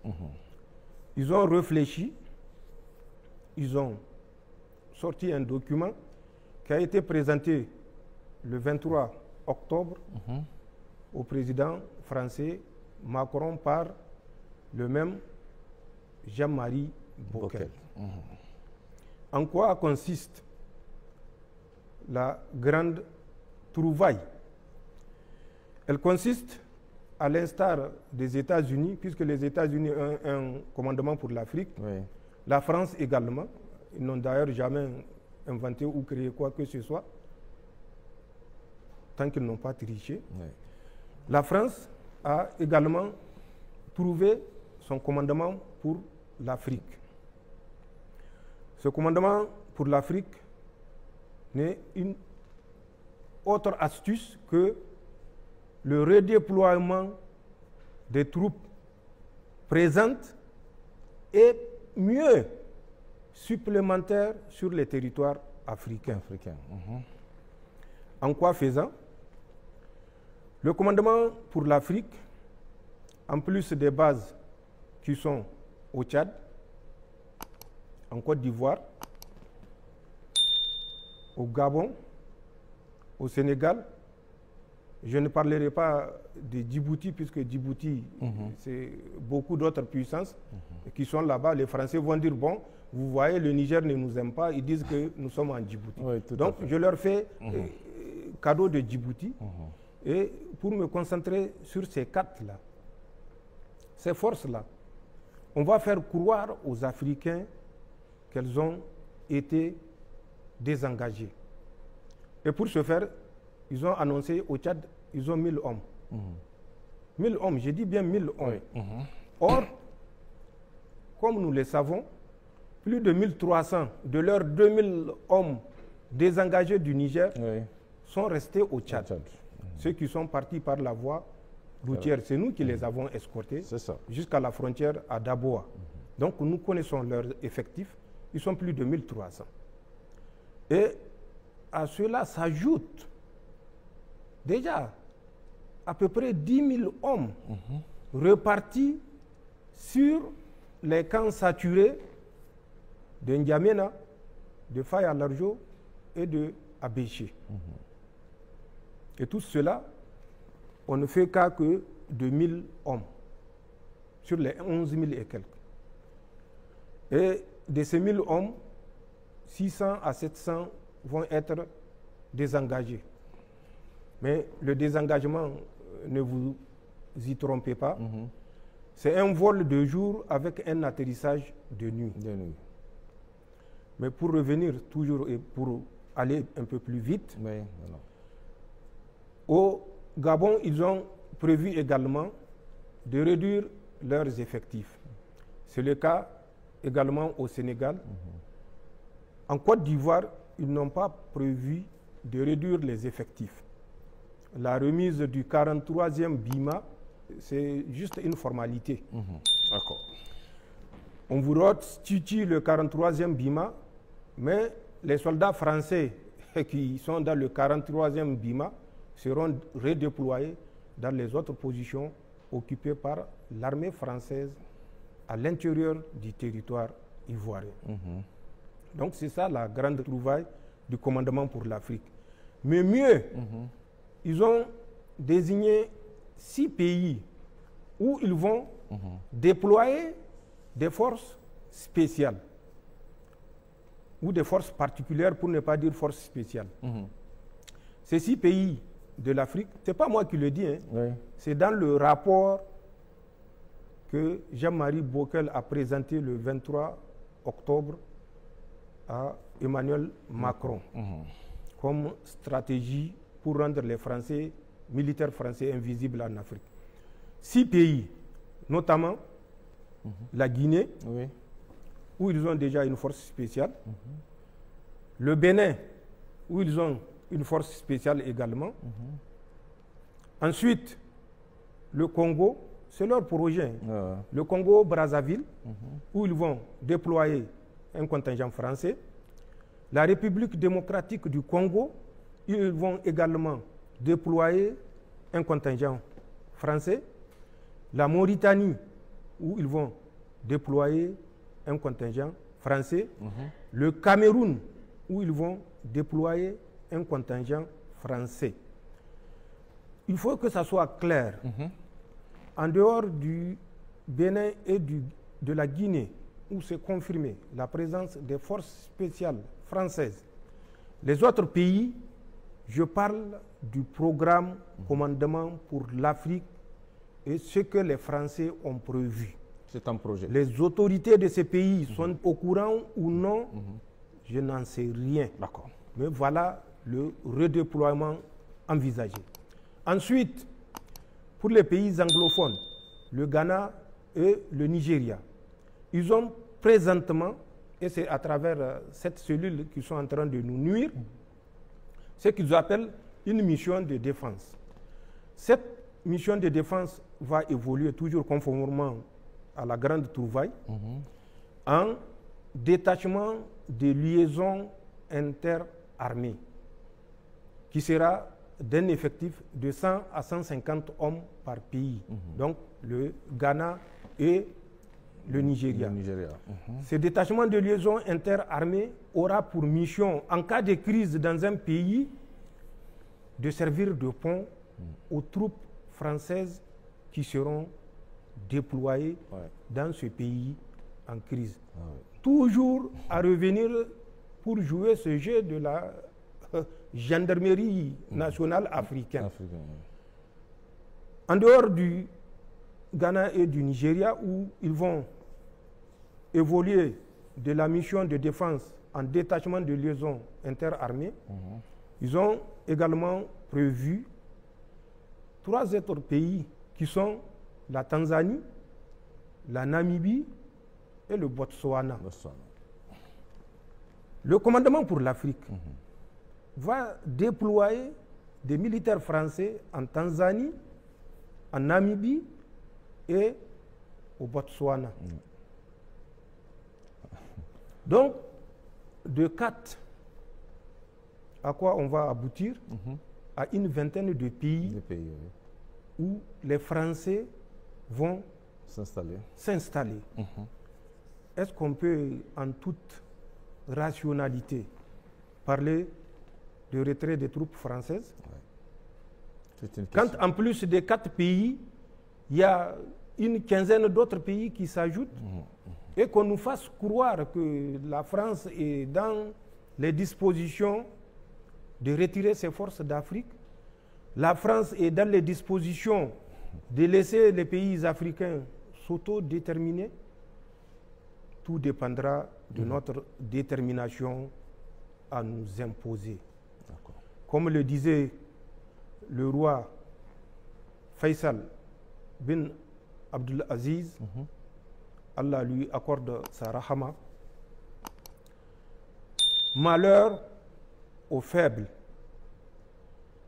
qui se couchent et se soumet aux forts.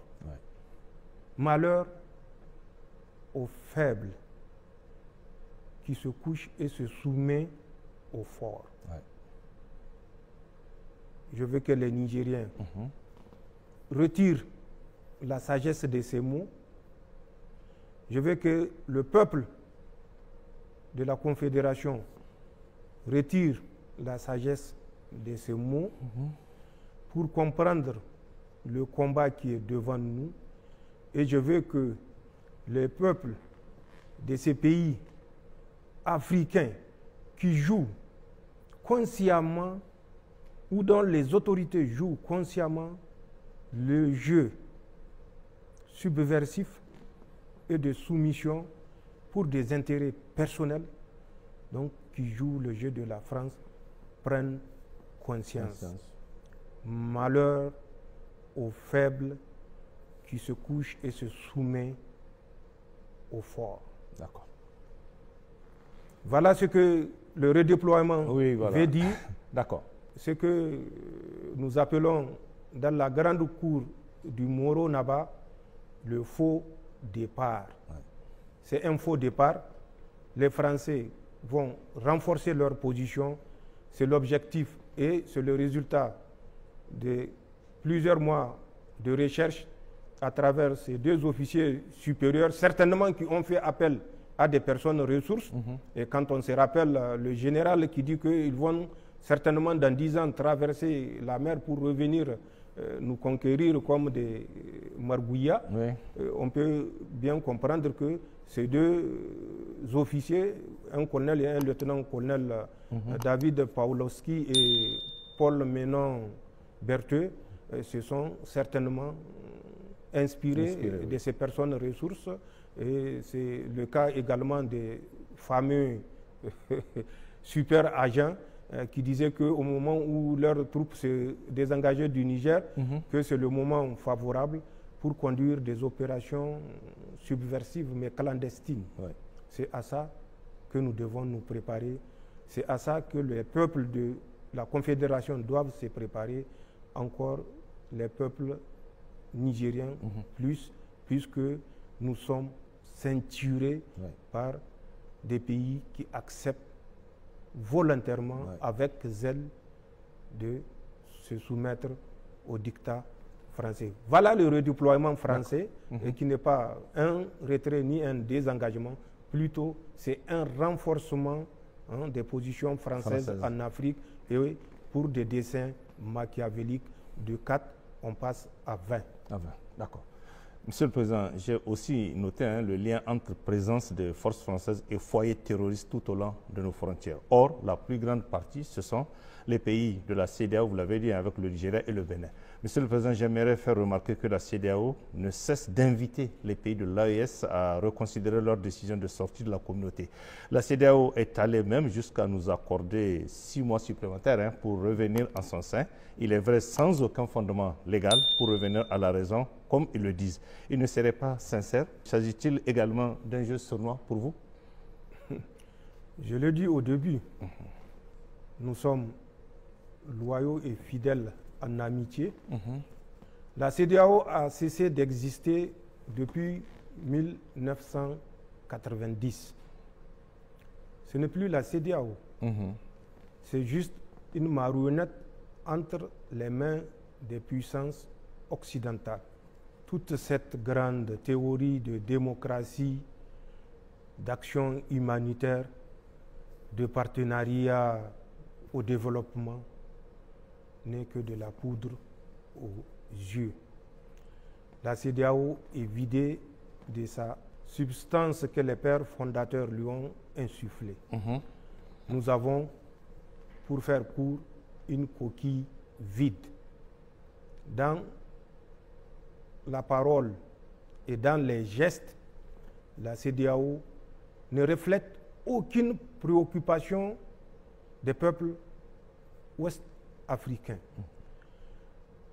La CEDEAO est le bras de la légitimité que les puissances occidentales utilisent pour nous maintenir sous domination, pour garder nos matières premières à leur portée et leur usage à leur guise.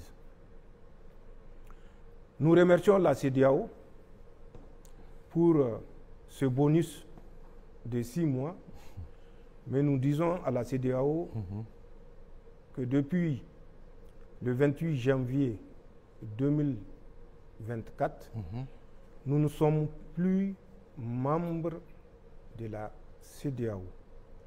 Et ça, c'est de façon irréversible. C'est de façon irrévocable. Ils ont dit par rapport au texte, nous avons jusqu'au 29 janvier 2025 pour revenir à la raison, comme si, de la même façon qu'ils ont perdu la raison, ils pensent que nous avons perdu la raison. Nous sommes lucides. Le drame de la CEDEAO, je l'ai dit, c'est 2-3 chefs d'État qui sont prêts à verser le sang de ceux qu'ils qualifient de frères et qui ne sont nullement leurs frères, qui sont prêts, dis-je, à verser le sang de leurs frères, entre parenthèses, pour se maintenir pour un 2e mandat, un 3e mandat et un 4e mandat. Cherchez à découvrir quels sont ces chefs d'État qui sont dans cette logique. Vous découvrirez de qui je parle. D'accord. Mais nous, le délai bonus de 6 mois ne nous engage pas. C'est un non-événement. C'est plus qu'un non-événement, puisque c'est un événement qui n'a pas eu lieu pour nous. D'accord. Pour qu'il soit un non-événement, il faut qu'il existe. Il faut qu'il se passe. Nous avons quitté la CEDEAO nous ne reviendrons pas. Nous ne sommes pas, comme l'a dit le roi Faisal, Abdul Aziz, paix à son âme, nous ne sommes pas ces gens-là, ces faibles-là, qui acceptent de se soumettre et de se coucher devant le fort. Nous avons fait un choix mûrement réfléchi. Nous savons où est l'intérêt de la Confédération, où sont les intérêts de nos peuples du Sahel, et nous savons les intérêts que défendent ces puissances occidentales. Ce n'est pas pour faire notre prospérité.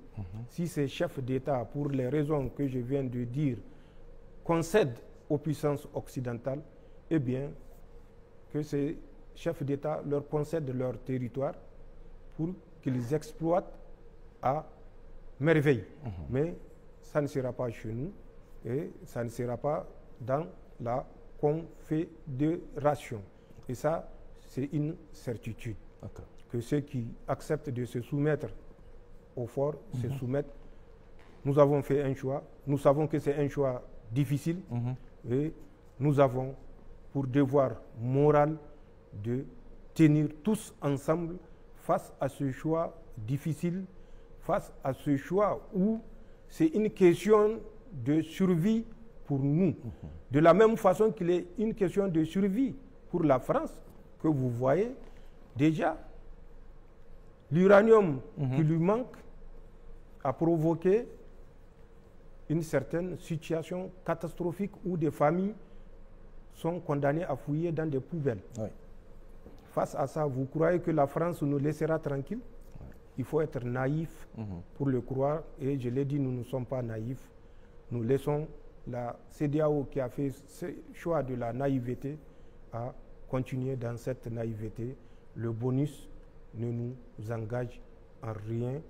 Nous sommes résolument et nous sommes déterminés à poursuivre notre chemin pour le bonheur de nos populations. Bonheur basé sur la souveraineté de nos ressources naturelles et sur la souveraineté également de notre labeur, puisque jusqu'au 25 juillet, les Nigériens travaillent pour la France. Les ressources nigériennes appartenaient à la France. À la France. Donc, nous avons fait un choix, nous nous assumons. Et nous appelons l'ensemble des peuples africains conscients, l'ensemble des peuples africains qui ne sont pas prêts à se soumettre au plus fort, de rester avec nous et d'être avec nous. D'accord. Monsieur le Président, pour finir cet entretien, quel sera votre message à l'endroit du peuple nigérien et de nos concitoyens de l'AES? Message ou les messages que j'adresserai au peuple nigérien et au peuple de la Confédération, et au-delà, au peuple africain, sont les suivants. Pour les Nigériens, nous suivons certaines personnes qui pensent que le contexte est un contexte qui prête à des positions partisanes, un contexte qui prête à des positions dilatoires. De Nigériens qui pensent que c'est le moment de jouer aux apatrides. C'est vrai, ils l'ont fait. Beaucoup l'ont fait et ils sont actuellement en fuite. Ils ont signé des documents autorisant les forces étrangères à bombarder le peuple nigérien. Nous sommes conscients, en toute communauté, il y a des renégats, mais que ceux qui sont sur le territoire nigérien comprennent que le combat n'est pas le combat du CNSP. C'est un combat de tous les Nigériens. Le CNSP a fait sa part en délivrant ce pays de la domination coloniale, néocoloniale et impérialiste.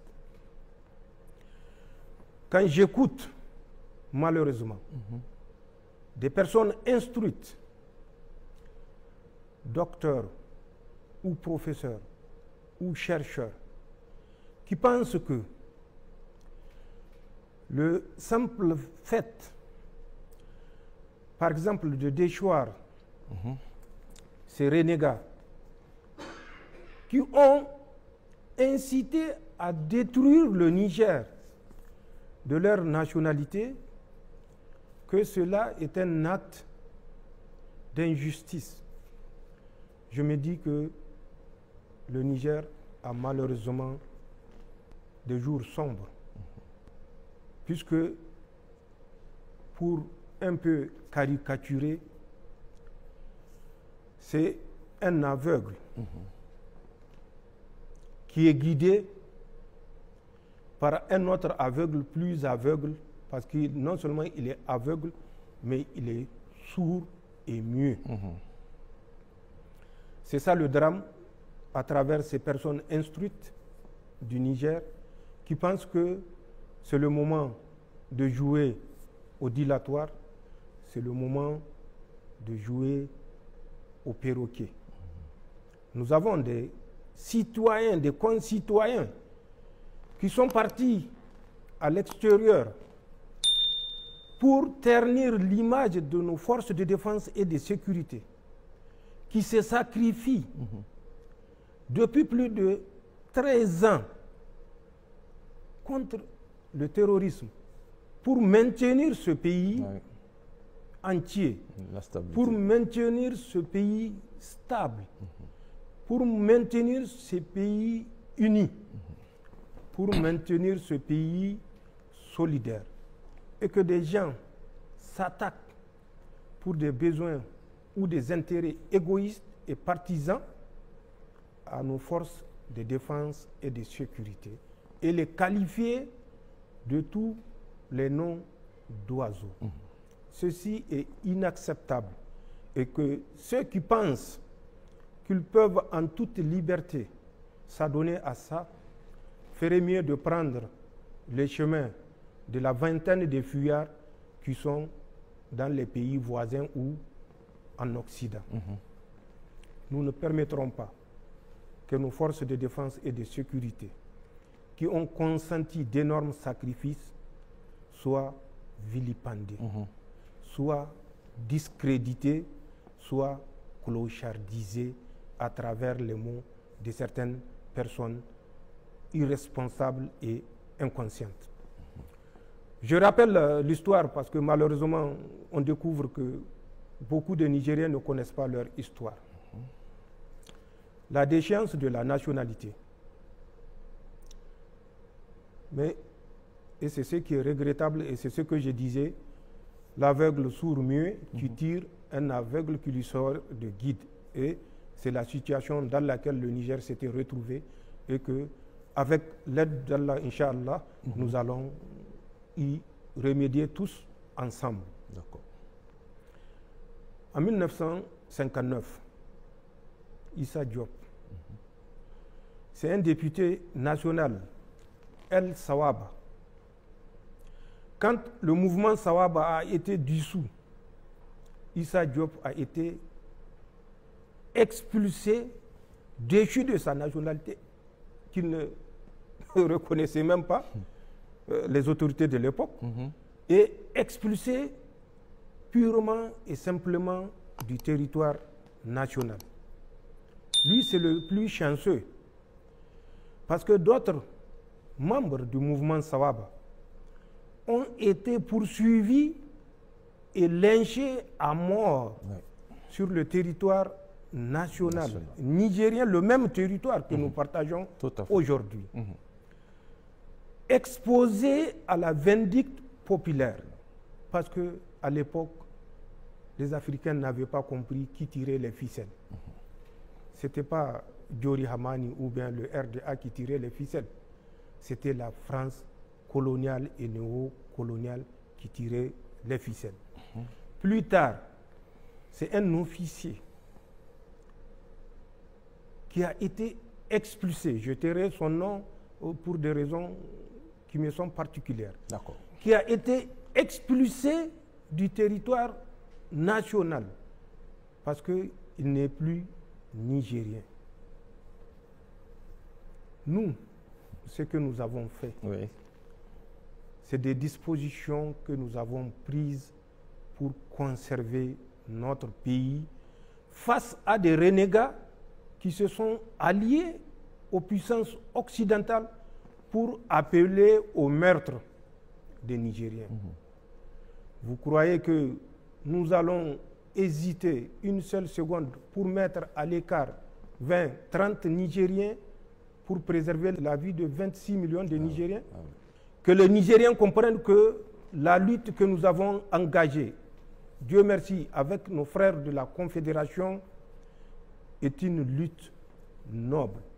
C'est une lutte de survie. C'est une lutte d'affirmation de notre dignité en tant qu'être humain tout court. C'est une lutte d'affirmation de notre souveraineté et de notre droit à assurer notre autodétermination en tant que peuple sahélien tout court. C'est une lutte de libération des esprits et des mentalités qui se sont résignés et, au pire des cas, qui ont accepté avec fatalisme le sort qu'on leur présente comme inévitable.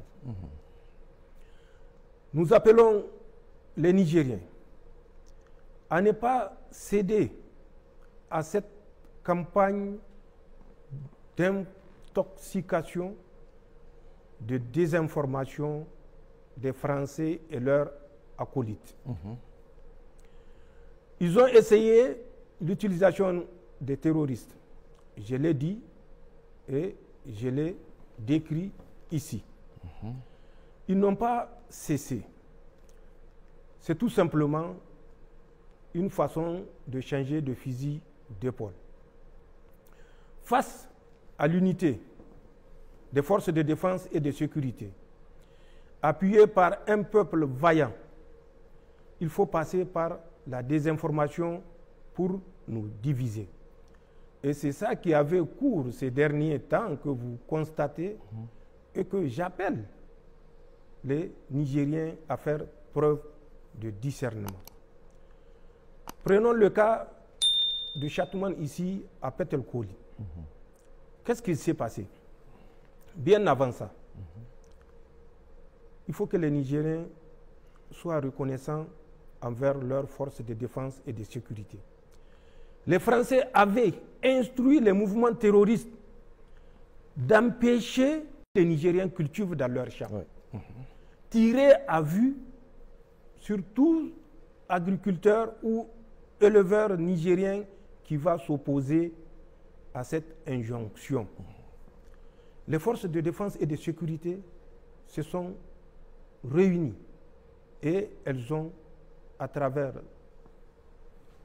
des planifications harmonisées, monté plusieurs opérations, dont entre autres celle de la zone Nia, qu'on a appelée la Kalkanei, et qui avait pour objectif de permettre, coûte que coûte,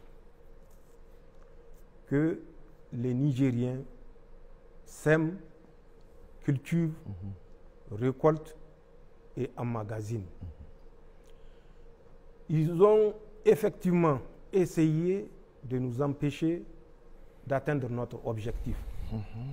Allah subhanahu wa ta'ala est avec les justes et les forces de défense et de sécurité ont consenti d'énormes sacrifices, que ce soit ici du côté de la rive droite, que ce soit dans la zone Al-Bahaw, qui est une partie de la région de Tilaberi, que ce soit dans la zone de Chara, qui est la zone de Tawa, que ce soit dans la zone de l'opération d'Amissa, qui est dans la région de Dosso, que ce soit une partie de Tawa également, que ce soit dans la zone de Frauta Bouchia, qui est dans la région de Maradi, ou que ce soit au niveau du secteur 4, la région de Difa, les forces de défense et de sécurité se sont mobilisées pour permettre aux Nigériens d'aller au champ et de produire.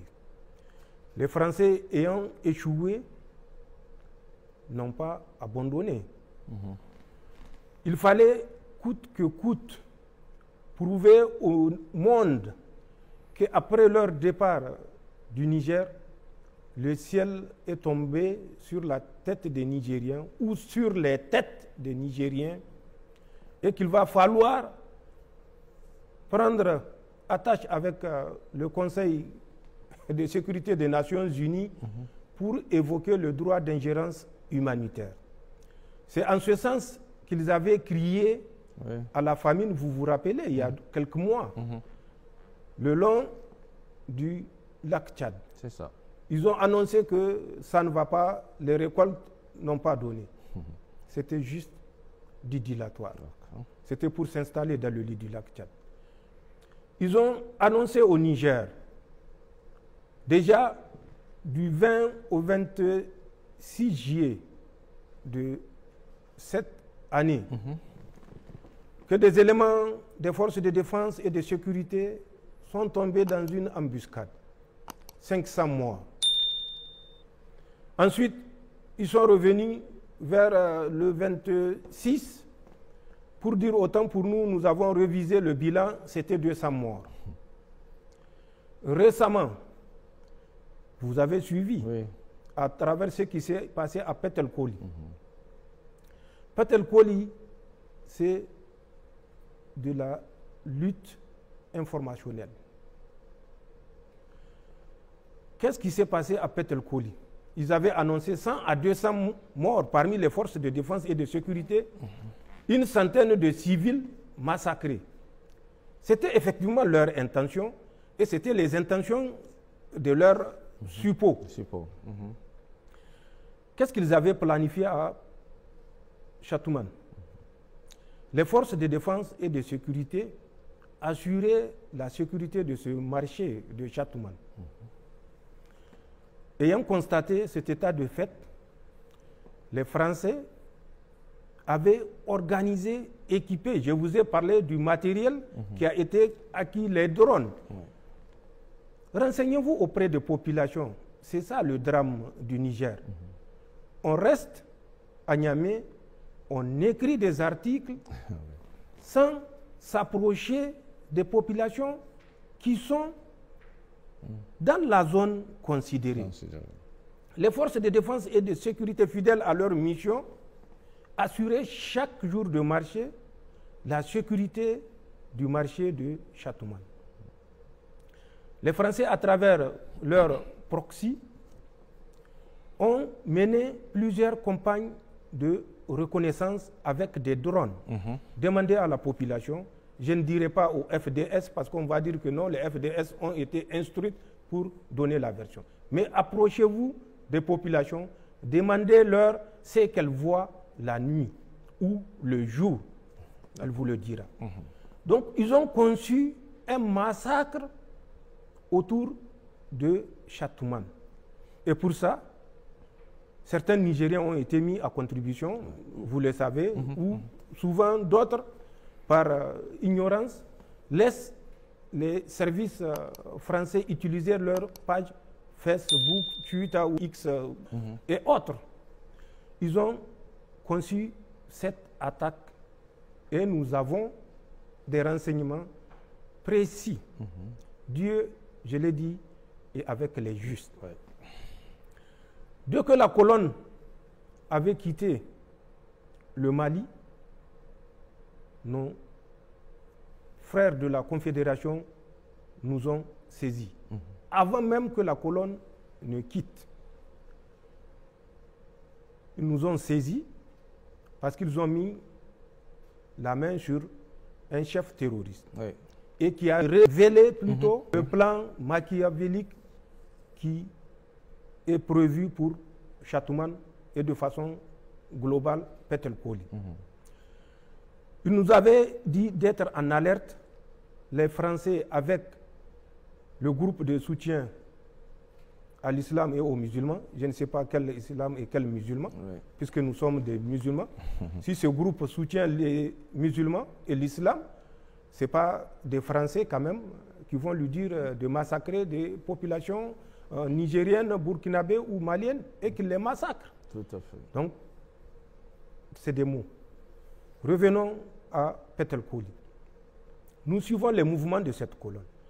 D'autres mouvements ont été observés du territoire du Burkina vers toujours cette zone de Petelkouli, puisque c'est une zone qui est assez couverte.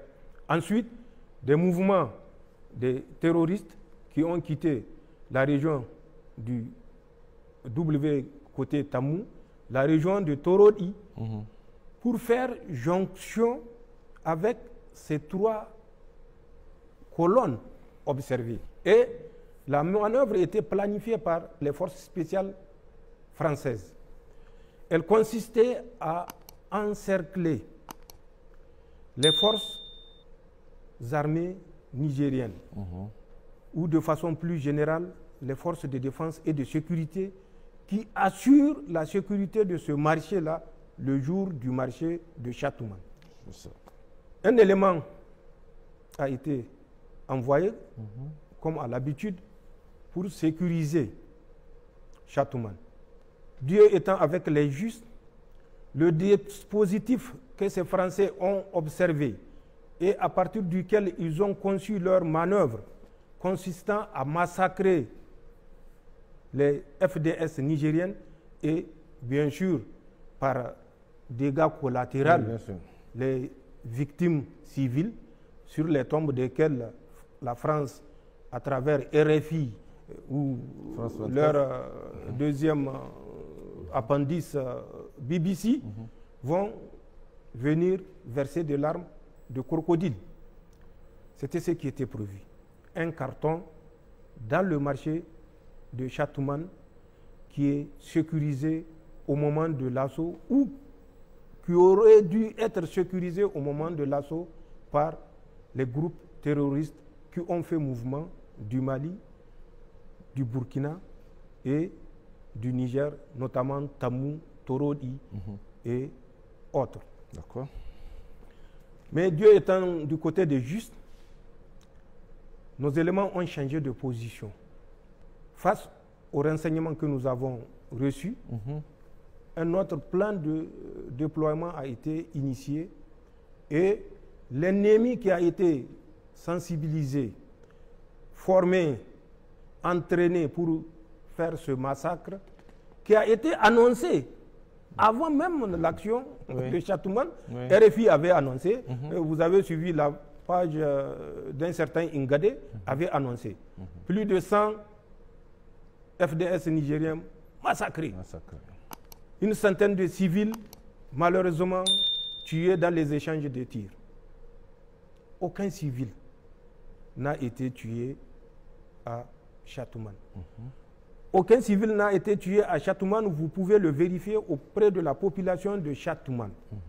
Quand ces terroristes étaient arrivés, ils ont trouvé que le dispositif que leur sponsor avait reconnu n'est plus le même.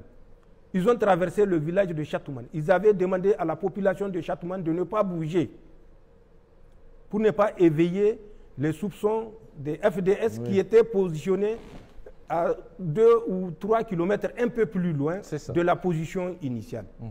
Donc les populations étaient tétanisées, elles n'ont pas bougé. Les terroristes ont continué leur manœuvre d'encerclement de nos positions. Ce qui s'est passé, à un certain moment, les FDS nigériennes vont observer le mouvement de 3 motos. Et ils ont des drones. Les mêmes drones que la France avait commandés à travers le ministère de l'Intérieur béninois au profit des terroristes. Les mêmes drones que la France avait commandés à travers Ahmed Aboubakar Roufaï pour équiper les terroristes Lakurawa. Nous avons des drones, petits drones tactiques plus performants. Ils ont utilisé ces drones et au cours de la reconnaissance, ils ont constaté cette manœuvre d'encerclement. Oui. Et c'est là où, compte tenu du nombre mobilisé par les terroristes, avec, bien sûr, l'appui de leurs sponsors, les éléments ont fait des tirs de fixation sur l'ennemi pour essayer de l'empêcher de se déplacer et pouvoir se réorganiser et dans l'ordre se soustraire de la nasse que les terroristes étaient en train de tisser autour de nos forces de défense et de sécurité. Donc c'est dans cet échange de coups de feu qu'une de nos Toyota a été touchée, où il y a eu 5 martyrs. Et puis, au cours toujours du combat, pour que les FDS se repositionnent, se réorganisent, il y a eu 5 autres qui sont tombés, ce qui fait malheureusement 10 éléments de forces de défense qui vont tomber ce jour-là. Aucun civil n'est tombé. Vous pouvez demander à la population de Châteauman. Je ne dirai pas à RFI de venir demander, puisque RFI ne peut pas venir demander. Mais les suppôts de RFI qui sont sur notre territoire, nous le savons et qui sont nombreux, peuvent aller se renseigner et donner le résultat à RFI. Aucun civil n'est tombé à Châteauman. Pour se rattraper, puisqu'ils ont découvert certainement, puisqu'ils ont des infiltrés, même dans les campagnes. Qu'est-ce qu'ils ont fait? Ils ont fait le montage de Libéry. Regardez bien les images de Libéry. Demandez à la population de Libéry qu'est-ce qui s'est réellement passé. Vous comprendrez la malveillance avec laquelle la France est déterminée à mettre le Niger au pas, au prix des sacrifices des milliers et des milliers de Nigériens. Malheureusement, comme ils l'ont réussi au Nigeria, je ne sais pas si vous avez vu une récente étude qui fait qu'à le 23 mai 2023 au 24 avril 2024, 600 000 Nigérians ont été tués par les mouvements terroristes.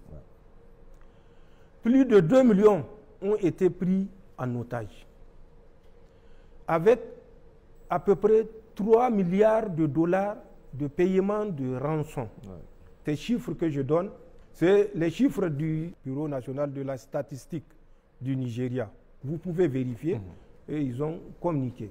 600 000 tués, 2 milliards 790 millions de dollars. De rançon. Exactement, de paiement de rançon. Et ça, c'est ce qui a été officiellement enregistré. Il y a des paiements de rançon qui se font à l'insu des autorités. Bien sûr. Ils sont nombreux. Donc, c'est pour vous dire, c'est cette même situation que la France veut créer au Niger.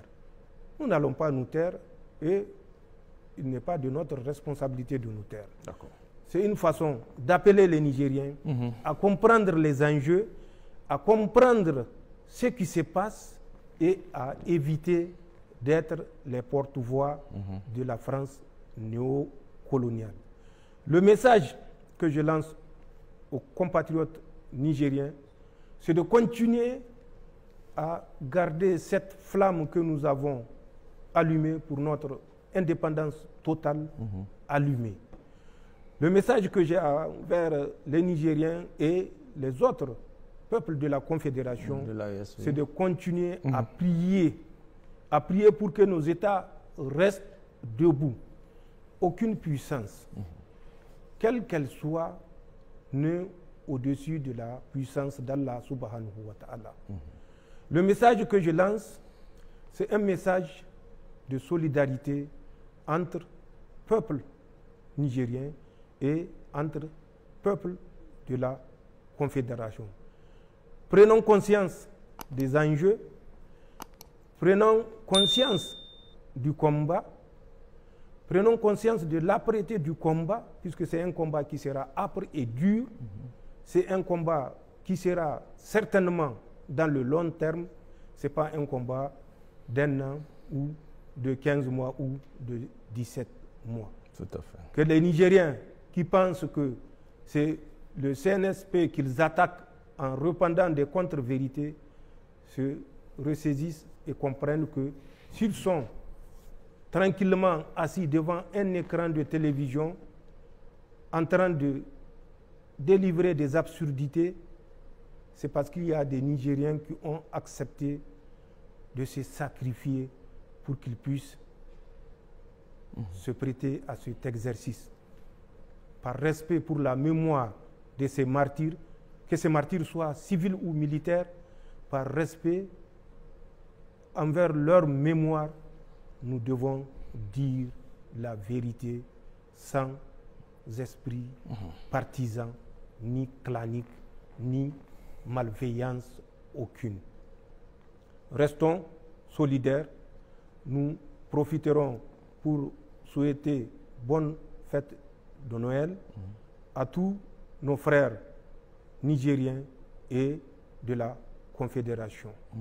Qu'ils restent vigilants parce que la menace est réelle, qu'ils restent vigilants lors des commémorations de ces fêtes de Noël et de fin d'année, puisque la malveillance est sponsorisée au vu et au su de la communauté internationale et de certains renégats et dirigeants malheureusement de nos pays africains. Restons solidaires, restons mobilisés et défendons notre souveraineté coûte que coûte. Le chemin a été indiqué par nos forces de défense et de sécurité. Le chemin a été indiqué par nos chefs religieux.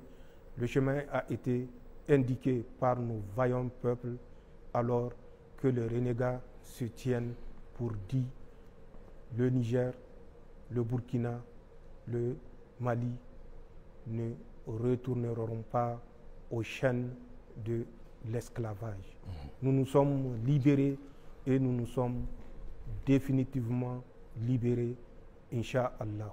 Aucune pression, aucune menace, aucune injonction ne saurait nous ramener dans le juron du Niger d'avant le 26 juillet 2023 ou dans le juron de la Confédération ou de l'Alliance des États du Sahel avant le 31 juillet 2023, puisque précisément c'est le 31 juillet 2023 que la Confédération est née.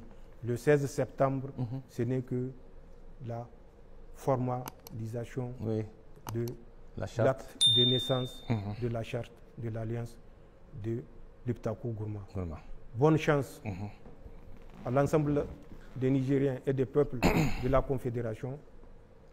Restons vigilants, déterminés et fermes. Voilà le message que je tiens à annoncer à mes compatriotes et à mes frères de la Confédération. Je vous remercie. Monsieur le Président, merci pour cette grande interview consacrée essentiellement, je l'ai souligné en début de cet entretien, sur les questions sécuritaires avec ce projet funeste de déstabilisation de notre pays et de l'ensemble des États de l'AES. Un projet qui, on le voit, et selon les informations que vous-même vous avez voulu partager avec le peuple de l'AES, est une réalité, d'où la nécessité pour tous nos concitoyens et l'ensemble des populations de l'AES d'être très vigilants. Excellente soirée à tous. Au revoir.